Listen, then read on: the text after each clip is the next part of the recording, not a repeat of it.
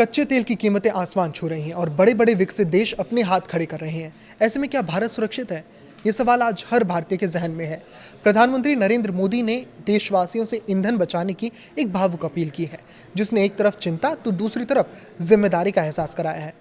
लेकिन क्या वाकई देश में तेल खत्म होने वाला है? सोमवार को आई सरकारी ब्रीफिंग ने इन अटकलों पर विराम लगाते हुए एक ऐसी तस्वीर पेश की है जो राहत भी देती है और भविष्य के प्रति आगाह भी करती है। पश्चिम एशिया में जारी संघर्ष के बीच इंटर मिनिस्ट्रियल ग्रुप यानी आईजीओएम की बैठक में जो आंकड़े निकल कर आए हैं वो चौंकाने वाले हैं।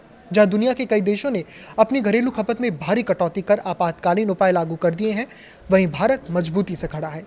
सरकारी अधिकारियों के मुताबिक भारत के पास 60 दिनों का कच्चा तेल है, 60 दिनों की प्राकृतिक गैस और 45 दिनों की एलपीजी भंडार मौजूद है। इतना ही नहीं, भारत का विदेशी मुद्रा भंडार 703 अरब डॉलर के ऐतिहासिक और आरामदायक स्तर पर है। यानी तकनीकी तौर पर भारत के पास ईंधन की कोई कमी नहीं है। भारत आज दुनिया का तीसरा सबसे बड़ा तेल रिफाइनर और चौथा सबसे बड़ा पेट्रोलियम निर्यातक है। हम 150 से ज़्यादा देशों को तेल उत्पाद बेच रहे हैं।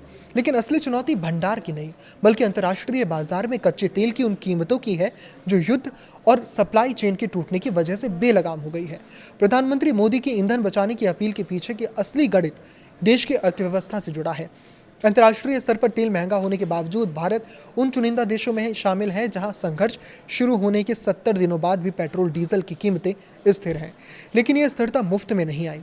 रक्षा मंत्रालय के मुताबिक भारत की ओएमसीज ने आम जनता को महंगाई से बचाने के लिए रोजाना 1000 करोड़ रुपए का घाटा सहा है।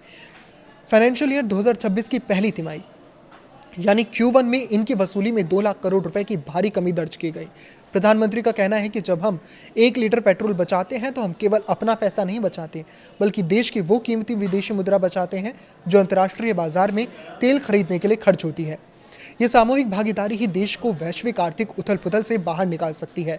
सरकार का स्पष्ट संदेश है, स्टॉक की चिंता मत कीजिए, रिटेल आउटलेट्स पर भीड़ मत लगाइए, बस फिजूल खर्ची कम कीजिए।